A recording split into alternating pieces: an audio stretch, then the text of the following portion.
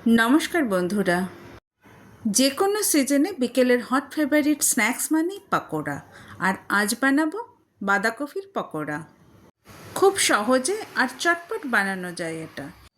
एर जन्य प्रथमेई शुकनो कड़ाईते एकटु जिरे ड्राई रोस्ट करे नेब। एबार बोली बाकी उपकरणगुलोर कथा। একটা বাটিতে স্বাদ মতো নুন আর সামান্য খাবার সোডা দিয়ে বেসনটা ভালো করে ফেটিয়ে রেখেছি। বাঁধাকপি কুচি করে সেদ্ধ করে নিয়েছি। যে জিরেটা ড্রাই রোস্ট করেছিলাম সেটা গুঁড়ো করে নিয়েছি। নিয়েছি ধনেপাতা, কাঁচা লঙ্কা আর খানিকটা আদা। সেদ্ধ বাঁধাকপিটা আরও একটু মিহি কুচি করে নিচ্ছি।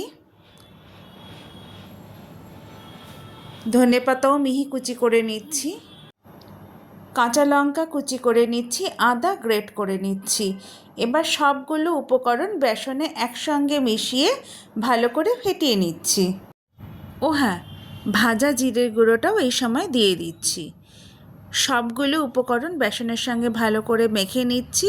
আর এই সময় একবার একটু নুনটা পরখ করে নেবেন। সবগুলো উপকরণ আমার একসঙ্গে মাখিয়ে রাখা হয়ে গেছে। এবার ওভেনে কড়াই বসিয়ে কড়াইতে পর্যাপ্ত পরিমাণ সর্ষের তেল দিয়েছি।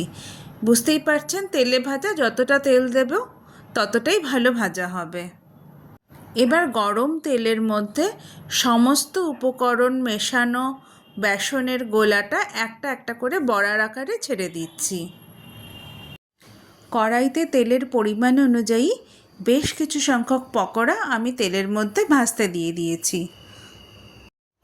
এবার লো টু মিডিয়াম ফ্লেমে রেখে পকোড়াগুলো বারবার উল্টে পাল্টে সোনালি রং না আসা পর্যন্ত ভালো করে ভাজতে হবে। পকোড়াগুলোর এক পিঠ সুন্দর সোনালি রং এসে গেছে, অন্য পিঠটাও আমি এরকমই সোনালি করে ভেজে নেব। আমার বাঁধাকপির পকোড়া একেবারে তৈরি।